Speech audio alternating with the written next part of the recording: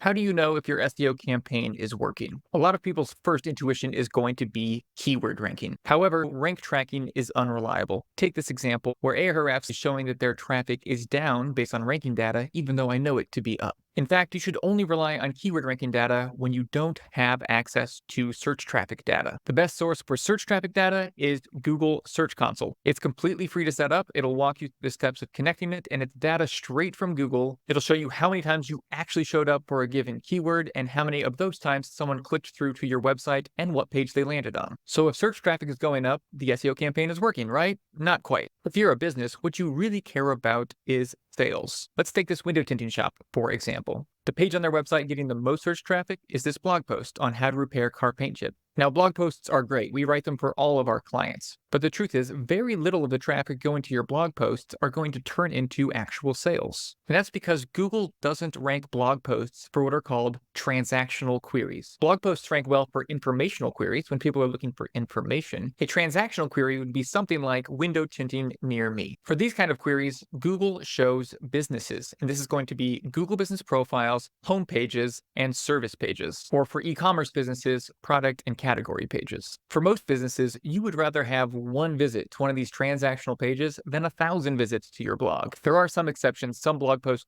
do convert much better than others, but for the most part, visits to these transactional pages are what you really care about. So how do you isolate the traffic to your transactional pages? We're going to use regex. Now, don't worry, it sounds scary, but I made a tool and it's super easy. You're just going to pull up this advanced URL to GSC regex tool. In the exact URLs, you're going to paste the URL to each of your transactional pages. This is going to be your homepage, the page your Google Business Profile links to, each of your service pages, or product and category pages. You can put in the exact URLs, or if your site follows a domain structure that has the same subfolder for all of your service pages or product pages, like it would on Shopify, you could just put something like product right here in URLs that contain. For this client, we want any URL that contains their Google Business Profile tracking parameter or /services. Go ahead and hit generate regex, and then you'll just copy this regex string. Back in Google Search Console, you'll just hit this new button here to add a page filter. You'll choose custom regex. Make sure it says matches regex, enter that here and hit apply. And now we're looking at just transactional pages. However, if we look at queries, we can see that a lot of these still have the company's name in it. Now, why does that matter? Branded searches have nothing to do with SEO. If you're not ranking #1 for your own brand, that's not an SEO problem, that's a website problem. When we're trying to measure the effectiveness of your SEO campaign, we want to ignore all branded search traffic. To do that, hit this new button, add a query filter. We're going to go again to custom regex, and then we're going to enter in every word that is in your brand name that we're confident would not be in a non-branded search. For most companies, this is pretty easy, although there are some rare ones where your brand name is your product name, and it can be almost impossible to sort this out. For this company,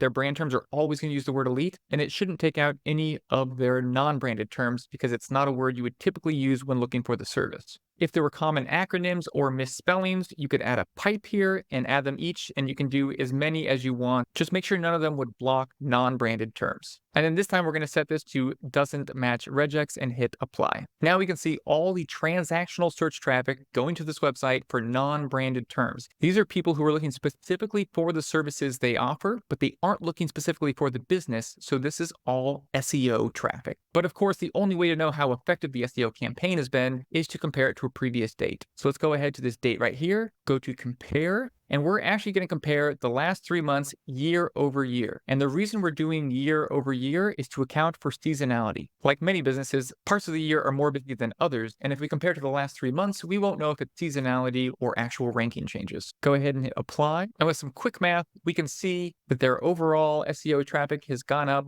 by 41% since last year. And we can see which queries it's gone up for the most. Window tinting near me is the clear winner. We can see which pages have improved the most. And this is the SEO data that you really care about. This is how you know if your SEO campaign is working.